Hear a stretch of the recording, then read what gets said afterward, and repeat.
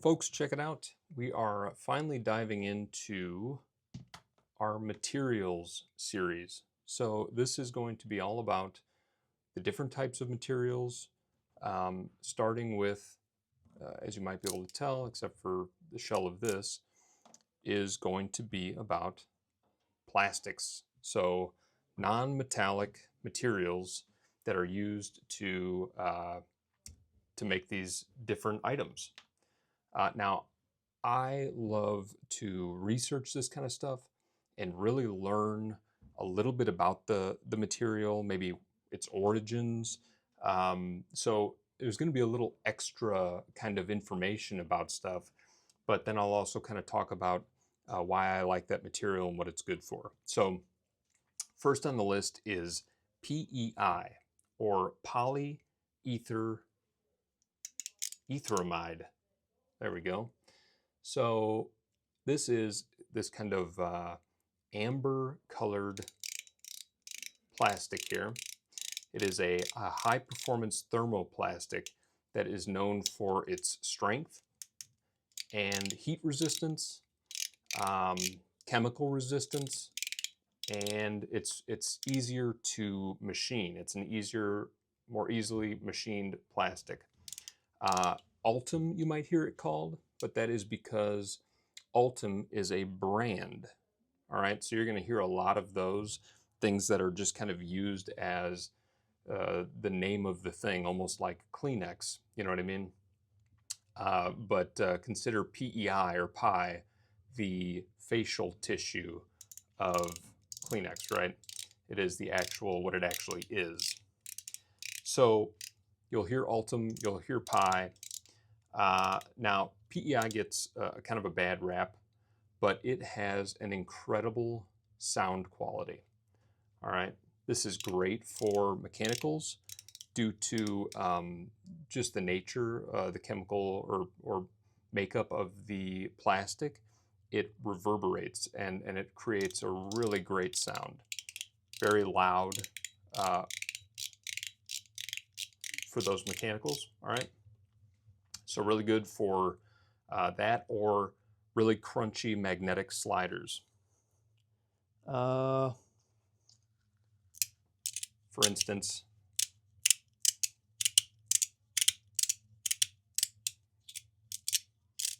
that's not even the crunchiest, but you can hear how that is really giving off some extra sound. All right. So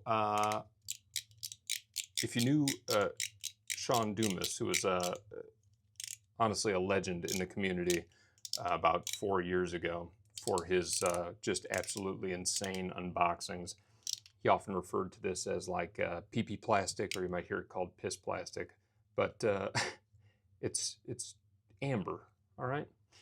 So in its natural state, it looks like this. It's that kind of transparent yellow, but it's offered in other colors, but just at a higher cost because they have to dye the PEI, all right, during the creation. So you might see it in black sometimes too.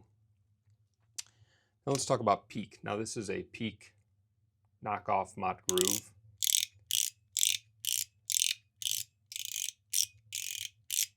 All right, Peak or polyether ether ketone. Okay, polyether ether ketone. So PEEK. It's often this beige color, all right, and kind of an organic thermoplastic, they call it, that's used in a lot of engineering applications. This is higher heat resistance than PEI, where PEI it may kind of rubberize over time due to, maybe excessive heat or things like that. Peak will not. All right, so it stays in this kind of solid, really hardened state. It also has greater impact resistance, so it's really good for these mechanicals or sliding surfaces and whatnot. It is more costly than PEI because of its more kind of complex properties, but it can also be offered in different colors. But again, there's a dyeing process that will add cost. This is great for really crisp clicks, as you can hear. So because of that rigidity of the material, it's very defined, very punctuated, not as smooth feeling as PEI. It's very, you can really feel those haptics, okay? Then let's talk polycarbonate, or PC, you might see it called. This is a transparent plastic. This is also PC. All right, really strong impact resistance. It does scratch more easily than PEI and PEEK if not kind of properly coated or finished. It's often the cheaper option for high-end fidgets because it's more easily you know, like injection molded and things like that. So you'll see it used a lot to make CDs and eyeglasses and things like that. Not nearly as strong in its you know, chemical makeup as PEI and PEEK, but it is cheaper and often comes in a lot more pleasing colors. All right. Also, don't ever put one of these because of its makeup. Don't ever try to, you know, soak out a magnet from a PC piece with acetone. It will absolutely melt the part, all right? Then we've got Fordite, which I don't have any of, so I'm gonna put pictures up when I don't have the item. Fordite is really cool. This is also commonly called Detroit agate, all right? It's a man-made material that's formed from layers of hardened car paint that has accumulated on different racks and skids in auto factories. So in the 1940s, when these vehicles were being like hand sprayed in a you know, an auto factory, that excess paint would constantly build up, and then it would go into the ovens and it would harden, and then form these kind of dense layers over time. And then to be able to reuse these racks and skids, the workers would go and they'd chip it off so that they could, you know, get parts back on there. And they ended up realizing that this kind of byproduct could be cut and polished and become this kind of really cool piece for jewelry and different things. And so it's since become like a pretty valuable collectible. It was primarily produced in 1940s and late 1970s before they switched to kind of more efficient painting processes. So there isn't any new Fordite being created today, although you will see some different versions of it, like I've seen Boatite, all right? That's just where they paint boats. That same kind of thing is happening. Or Mopar, which is like aftermarket repairs and piece parts for vehicles. They might hand paint certain things and recreate kind of a Fordite situation. So you still can find some of that, but the original Fordite is no longer produced. So then we get into, let's see here. We've got Teflon. All right, Teflon, brand name. PTFE is actually what it is. That is polytetrafluoroethylene. All right, so like I wrote in my notes here, Teflon is a brand name widely used because the actual material name sucks. It is a fluoropolymer. I don't know. It's got the lowest friction of any solid, making it an excellent sliding surface. So this really is nice.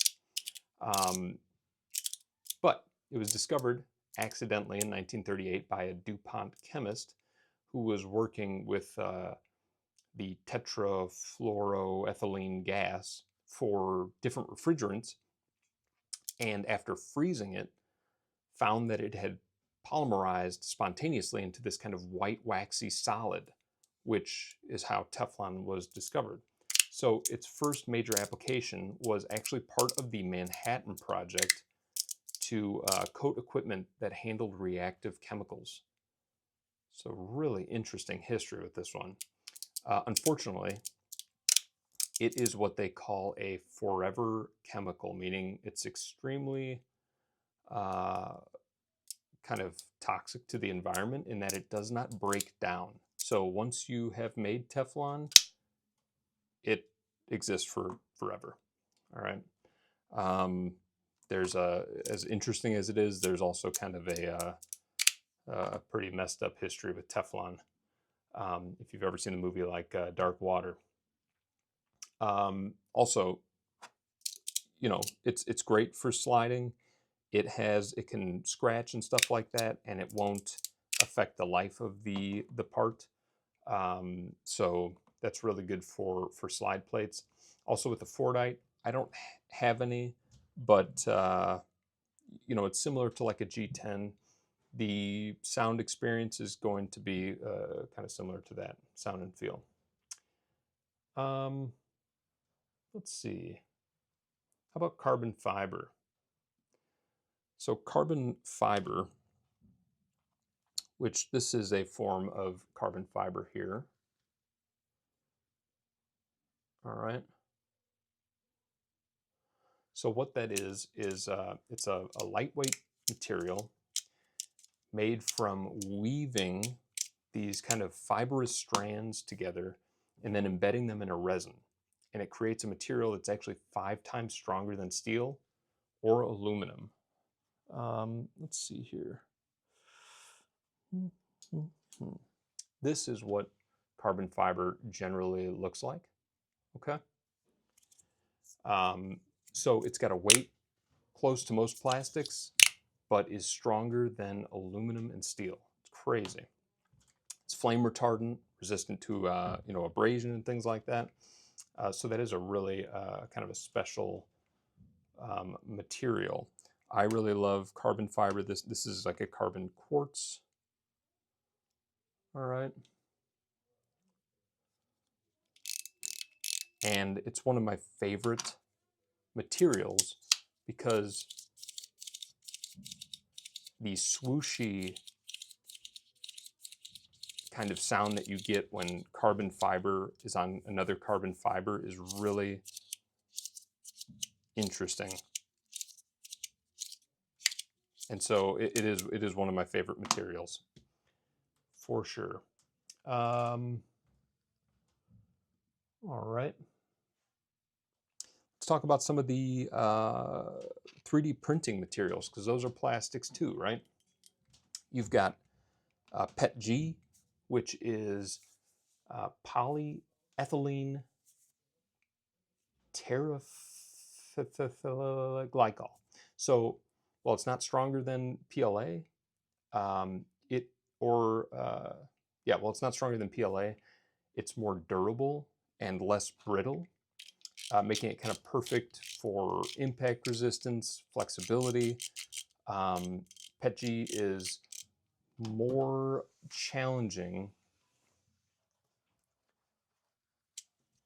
All right, here's PETG right here. It is more challenging to print with because its tendency to become kind of stringy. So the strings tend to collect on the print nozzle until, you know, it's built up into this big snag for the print and leaves kind of these blobs behind that cool really quickly. But these plates from Novel Carry, they are PETG, and I love them. It's got kind of a stiffness and a scratchiness to it. And that'll last a little longer than regular PLA. So PLA, and I'm going to pull out yet another Novel Carry slider, is the more, actually I think that's PETG too. This would be PLA, right? That more kind of standard 3D printed material that you see. This is a polylactic acid. All right, it's a plant-based thermoplastic that's most popular with 3D printings because of its ease to print, low cost. It's available in all sorts of colors. This is kind of the more rigid of the print materials and offers, you know, kind of the low warping, more high precision detail capability for prints. Low heat resistance though. So this is kind of the one downside, is you do not want to leave a 3D printed piece in your car on a sunny day, because it's going to melt.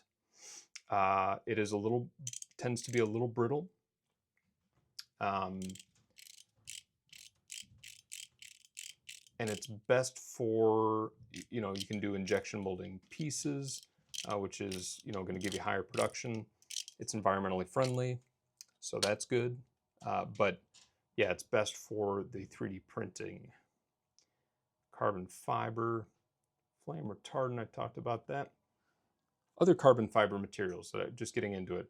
Carbon quartz is made using carbon and quartz fibers. So it's extremely thin layers of carbon and quartz, right? And they get these really extremely thin layers and strands, and they impregnate a resin, or the layers are stacked together on top of each other, and then impregnated with resins, and then subjected to heat and pressure. And that creates these kind of, interesting layers there.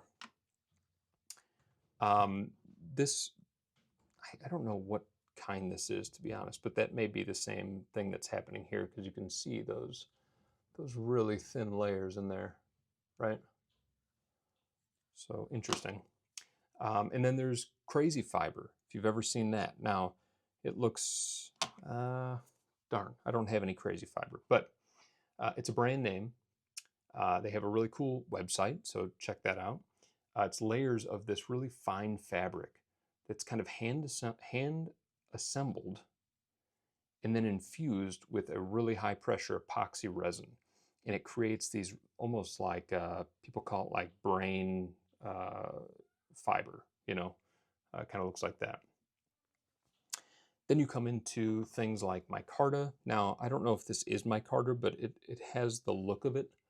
When you look kind of close, it almost looks like it's been infused with a like a fabric, right? So micarta is actually, it's also a brand name for composites of various fibers that have been integrated into a thermosetting plastic. So things like linen, fiberglass, carbon fiber, all kind of interwoven in there to create these kind of different patterns.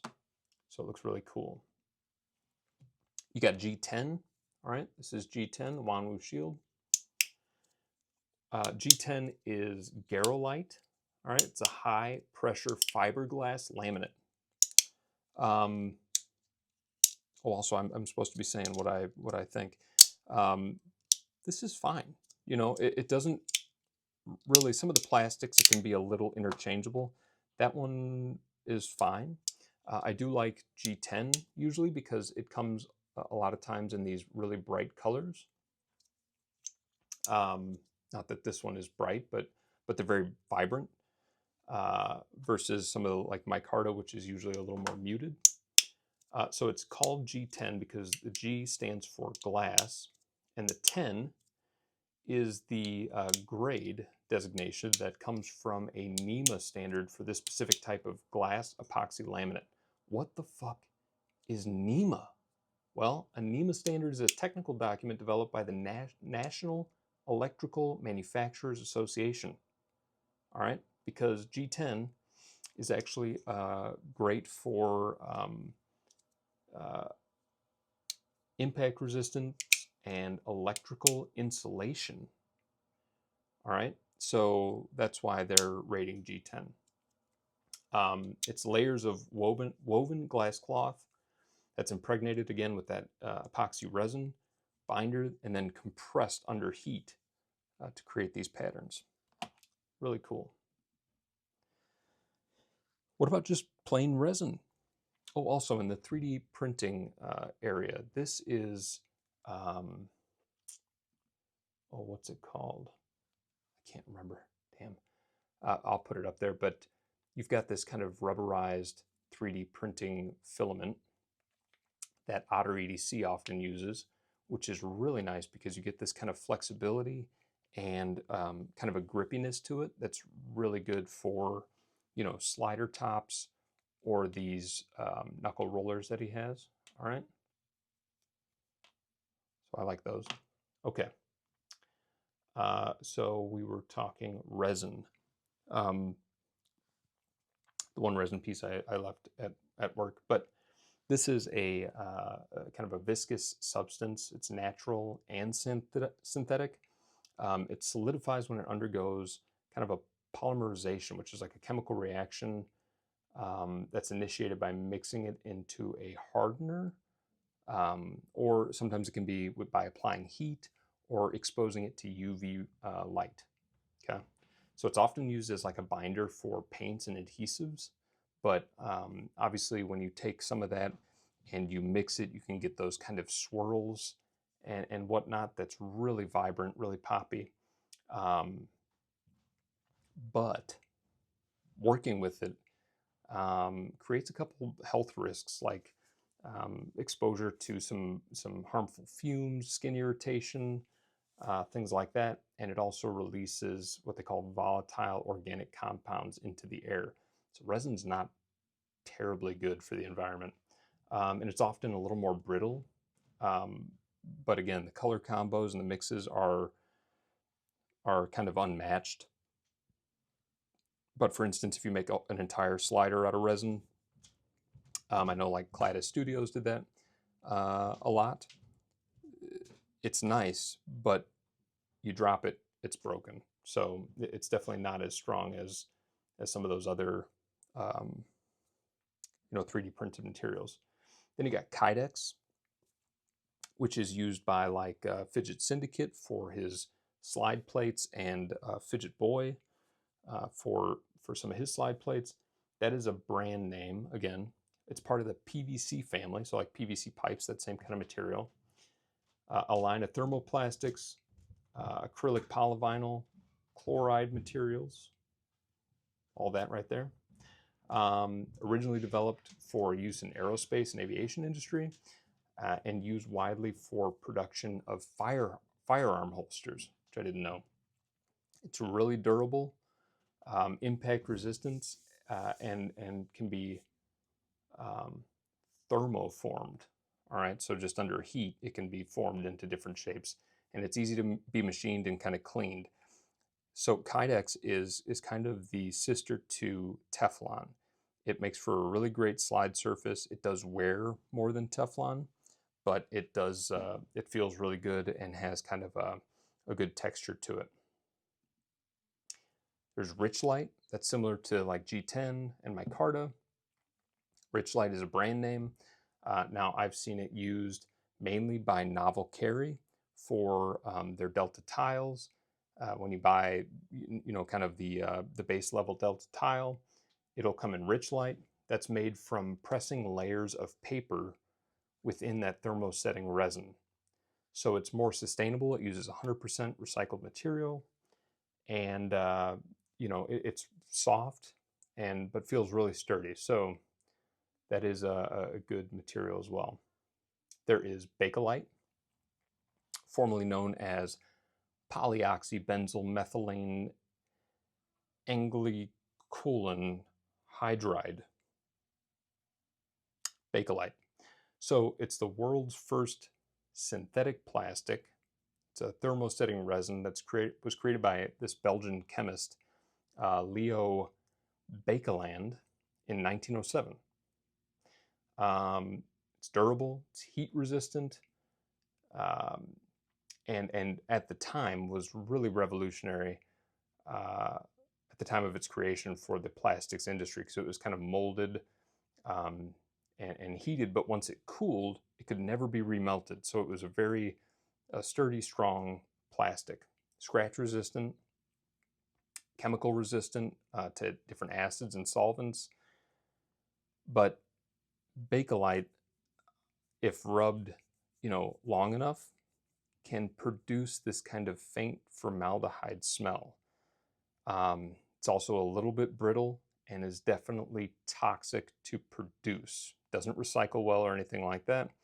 And then it's orange in color due to the kind of chemical compounds and additives.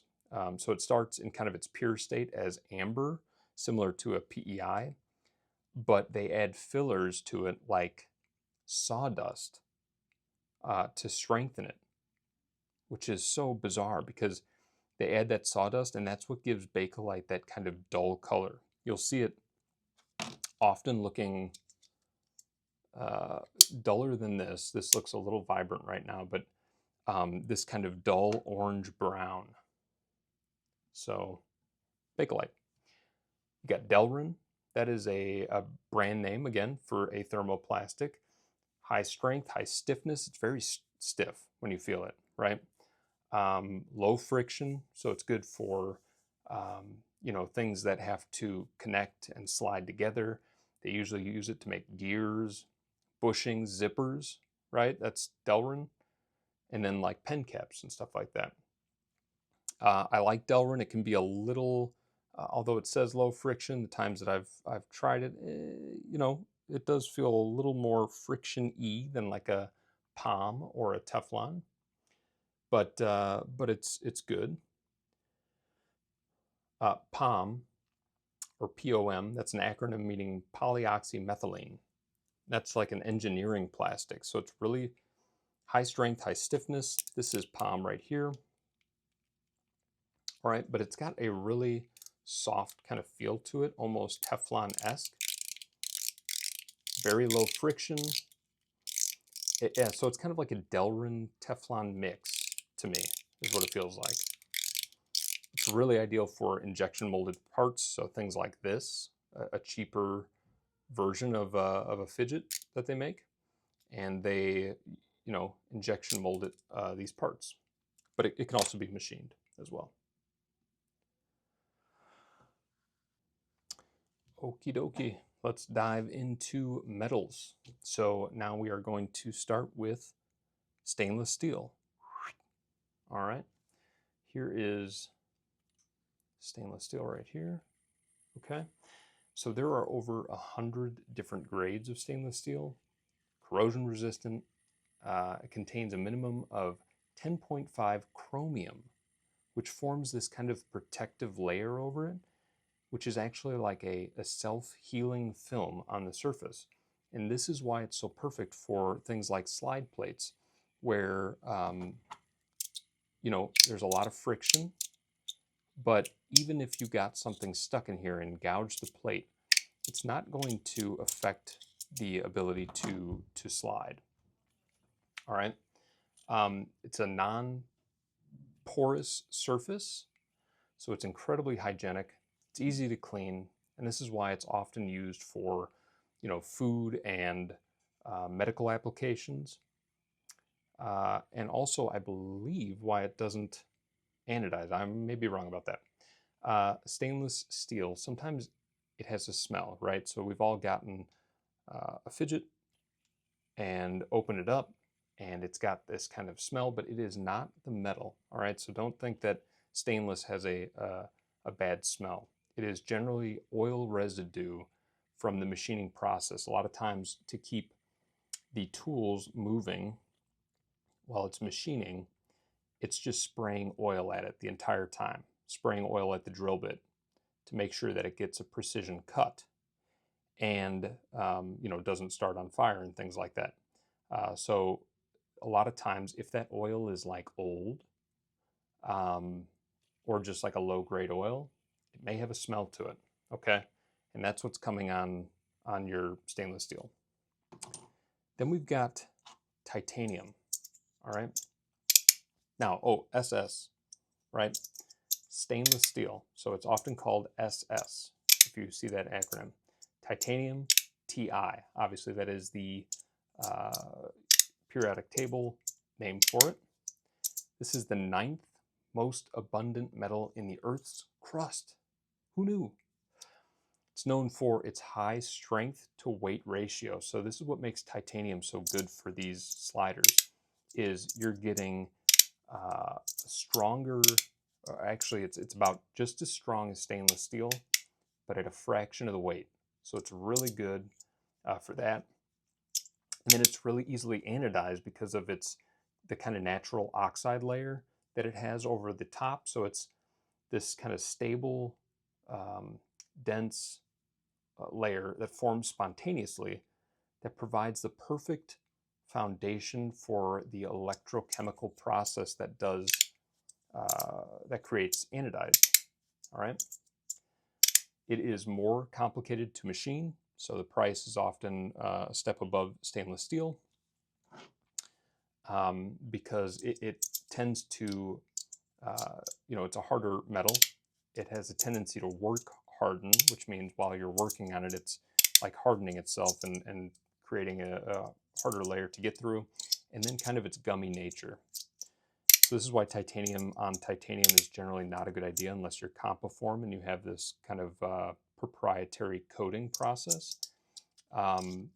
It often gets kind of gummy and galls. They call it G-A-L-L-S, all right, or G-A-L-S. Then there's crystal titanium, all right. That is this right here. Now that is a really high purity titanium, and it's heated to about a little over 2100 degrees Fahrenheit, either in a vacuum or in an inert gas kind of like chamber, and then cooled really slowly. And that allows the internal atomic structure to kind of start to form these large visible crystals in the surface, right? So it changes it on a molecular level. Then when the surface is either acid etched or anodized, it reveals this kind of underlying crystal pattern, and it's totally unique to each piece. It's like a titanium snowflake, and it still retains the titanium strength and lightness and weight. So that's why crystal titanium is so kind of a step above regular titanium.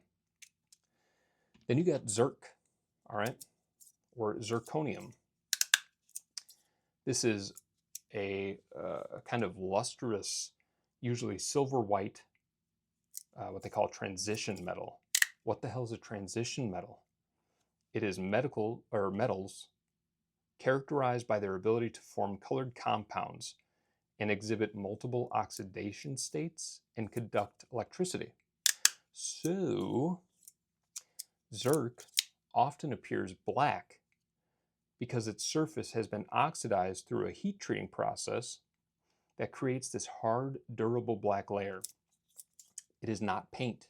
It is literally the zirconium itself kind of changing color in that heat treating process. So generally it's almost always black, but you can see it show up in other colors, right? So this is zirc, and that's zirc. There's that silvery white color, all right? Definitely not easily machined. It has to be done in its most kind of green state, its more pure state, because it's also known to kind of gall and not cut properly. So getting a perfect piece off of a machine is not a simple task. You've got aluminum, all right? Here's that new aluminum delta tile. This is, again, kind of a lightweight, silvery white metal that is really abundant in the Earth's crust. So very easy to get, and that's why it's usually a cheaper option. And it is produced through a very energy-intensive process called electrolysis, all right? Electrolysis is this process of using a direct electrical current to drive a chemical reaction that separates the substance into different components, different component ions, they call it, which is meaning that they end up with pure molten aluminum on one end and then like an ore, right? So they've separated those compounds. So in aluminum's case, it's separating aluminum from again, that ore, or like an aluminum oxide. It is fully recyclable and requires less energy to produce than if you just machined it straight from the aluminum ore. And definitely easier to machine, right? It's a softer metal, so you can get nicks and dings in it a little more, but it also anodizes fairly well and looks nice. All right. So what about brass? Now I've got this piece here, which is almost all stainless steel, but it also has these inlays, and that's really all the brass that I own. So there's no element symbol for brass, so it's just called brass because it's a mixture of metals composed of copper and zinc. It is valued for that kind of golden color and its acoustic properties. It's heavy, all right? So for fidgets, it is heavy, but it is suitable maybe more so for things like musical instruments. Now, brass itself, by itself, does not have a smell, and kind of those smelly metals that we talk about. I always say I'm not a smelly metals guy. Smelly metals actually come from a chemical reaction between the metals, all right, and the oils and moisture from your skin. So you're the problem, not the brass, all right? You are the problem. Also, Zirc. What about for fidgets? How is it? It's phenomenal, right? It's going to offer some kind of muted play, although because of its kind of rigidity and it does tend to be more brittle. It's not going to like break on you, but you'll get kind of more rigid pings and things like that with mechanicals, and it doesn't extend the sound as well, right? I say right way too much. But these new slide plates from Magnus are sick, by the way. He has finished them in a way so that they have kind of this smoothness to them. Now they're a little sluggish still, but they feel really good. I know I was going to do a little mini short on those. Copper. CU, you'll see it called. This is this reddish orange kind of metallic element that's highly conductive to heat and electricity, which is why it's often used for like wiring and things like that. It's a natural, essential nutrient for humans, animals, plants, and will develop kind of like a green patina over time due to the oxidation rather of the metal, kind of like the Statue of Liberty, right? It used to be this color when we were gifted it, and now it's like green. Found in dried beans, almonds, broccoli, chocolate. Smelly, again, smelly because of you. So it reacts to the different fatty acids in your skin and creates this kind of what they call an organometallic compound. Naturally, it has these kind of antimicrobial properties because it disrupts the enzymes and DNA of bacteria that latch onto it and prevents them from reproducing, which is pretty wild. So it kills germs, actually. Now, copper is heavier in terms of this coin. Specifically, it's got an incredible snap noise. But I don't own a lot of copper to know whether, copper is better than brass or anything like that. Then you've got Cupronickel, which looks, similar to like this aluminum. It's this kind of mix of copper and nickel with small amounts of other elements. So depending on what it is, there's two different types of cupronickel, which is CuPro nickel. All right. So there's 90-10. So it's more copper than nickel, and then there's 70-30. Still, a little more nickel, a little less copper. valued for its strength and the kind of silver-like experience. And then it has this exceptional resistance to saltwater corrosion. So if you live in an area near ocean or something like that, Cupronickel is gonna last the longest. Also has that same strong antimicrobial property because it's got copper, but it can still have a smell because, again, it's copper. I'm still pointing to aluminum, but it's Cupronickel. Again, a metal that I don't really own too often.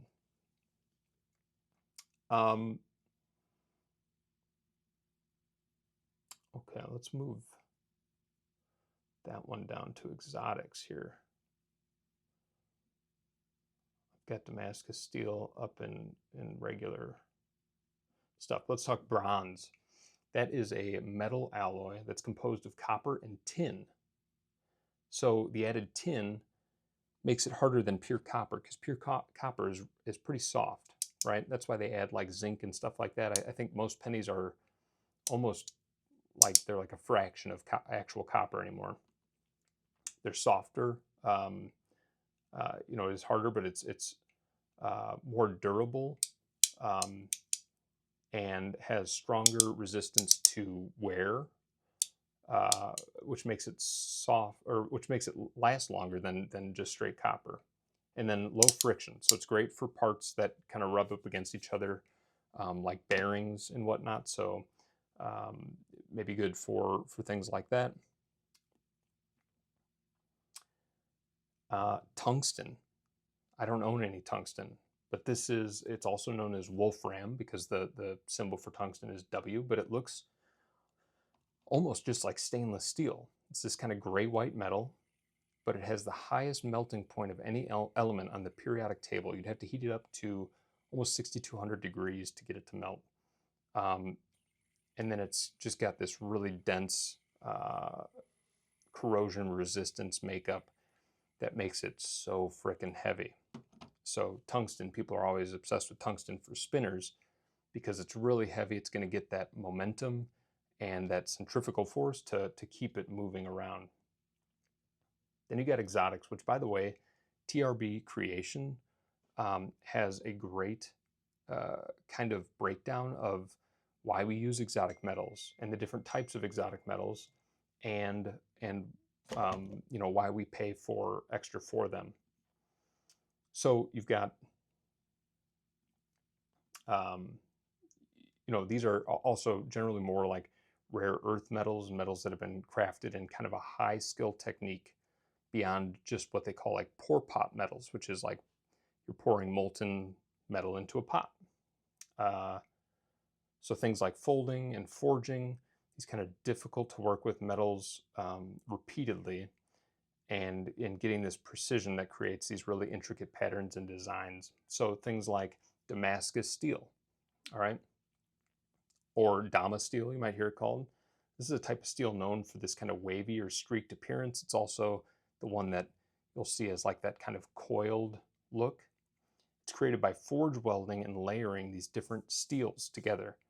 So the process is called pattern welding, where these alloys are stacked, heated, hammered together, folded, then twisted, and then repeated over and over again, and it creates these really intricate patterns. And then the metal's etched with acid, which is like a dipping process, to reveal that kind of contrast between the layers. So that really makes those spirals pop as like these black spirals on kind of that silvery white background. So acid etching, again, is dipping into acid, but because the grades of steel are all different, they'll etch at different rates, creating that kind of contrast. And then for the steel heads out there, my steel heads, modern Dama is usually a mix of the 1080 high carbon steel and the 15N20, which is higher in kind of a nickel composition. All right, then you've got, you ready? Mokume Gane. Mokume Gane. Mokume Gane. Or just Mokume, as they call it. This is a Japanese word meaning wood grain metal. It is a Japanese metalworking technique that creates this pattern laminated metal that resembles kind of a wood grain pattern once it's finished. So they fuse together these different layers of colored metals like gold, silver, copper, and then they use heat and pressure, and they just keep, you know, kind of pulling and flattening and hammering. And the result is this solid metal bar, what they call a, I don't know if it's billet or billet, B-I-L-L-E-T, and it's carved, twisted, hammered, and creates this kind of really unique, almost wood grain look, but with metal. Mokume Gane. All right, what about superconductor? That is made from titanium niobium alloy. Wow, what the fuck? Woven into this kind of copper matrix. So it's generally like, it looks like a wire, you know, the inside of like a giant industrial wire, which is exactly what it was used for. So it was originally this industrial superconductor cable that they kind of thought, you know, people started to look at it almost like the Fordite assembly workers. They were like, wow, this has a really unique look to it. And they started using it to make things like jewelry and whatnot. So in different decorative pieces. But it's, you know, kind of more high end because of its look, and then the kind of limited supply of superconductor. Then you've got Zircuti. Now this is often called Zirconium titanium Damascus or black Timascus. It's a special layering of Zirc, and then 6Al-4V titanium, right? We all know about that stuff, and CP2 titanium. And what sets it apart from Timascus is that Zirc turns black or dark gray when heated, when that heat's applied, and the titanium turns these beautiful shades of blue and purple, and so you get these streaks of black throughout that are just really awesome. But also kind of maintains, you know, so it maintains that black or silver look throughout, but you get those blues and purples. And then the different grades of titanium are acid etched again, or flame etched, which is just like hitting with a flame at different speeds, and so you get this variety of colors. Okay, and then there's Mokuti or Timascus. Those are the same thing. I had no idea. So now, and then I saw another one that was like, no, they're not the same thing. But more of the articles that I found said that they are. They're pretty interchangeable. Also, the pronunciation varies. Now, I say Mokuti. I hear a lot of people say Mokuti. Google says it's Mokuti. Oh, that's what I fucking said. Mokuti. Perfect. Google and I agree. So this is layering different titanium alloys together, creating, again, that kind of wood grain pattern. So that's where the Mokuti comes in, right? It's not Mokume, it's, and those kind of metals, but it's wood-grained titanium. And it's just in the process, but uses the different materials, obviously. So I'll put those examples up there. Now, again, those are prized for their rarity. They're prized for kind of the look. But generally, any of the ones that have titanium in them are going to sound and kind of give those same sound properties as a titanium, but they look extra beautiful. So, wow, you guys, that was a lot.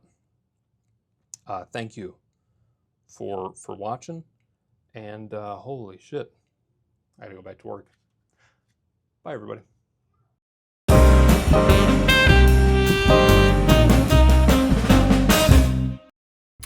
Folks, check it out. It's time for Unfocused. Good God, that was a long video. Thank you for sticking with it on that one. I almost kind of made it so that you could almost listen to it like podcast style.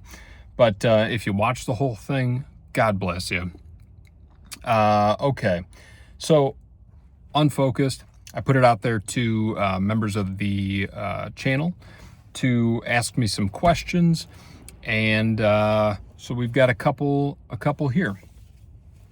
Now I'm gonna do in order that I receive them. So for the members out there, if I'm not answering your question today, it's coming up.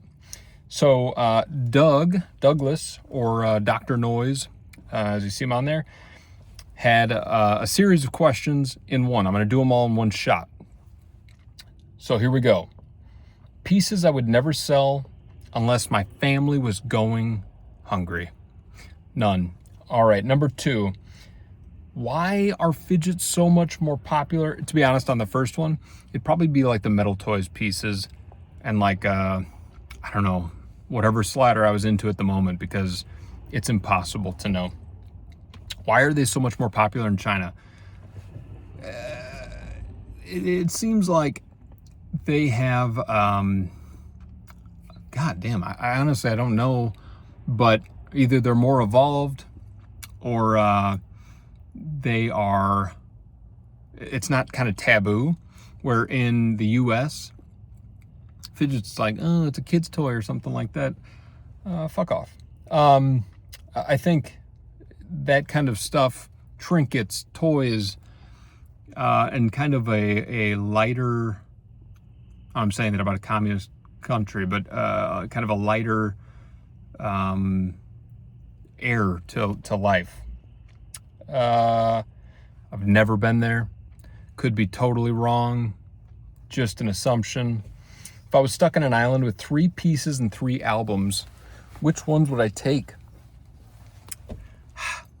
Again, it'd probably be, like a bubble, a top D, and a slider. Again, whatever slider. Now, you said fidgets, but you didn't say anything about extras. So if I brought extra balls and springs, I could make those metal toys pieces into so many different combinations. So I'll go with that. 3 albums. Probably like a Crosby, Stills, Nash & Young album. Or maybe Harvest. Maybe just Neil Young's Harvest. A couple albums that meant something to me. I'm still very into music, but there's some kind of folksy rock that for some reason it doesn't necessarily start to grind on my brain after a while, where some other music does. Also maybe like a Ben Folds 5 album, something to kind of rock out to.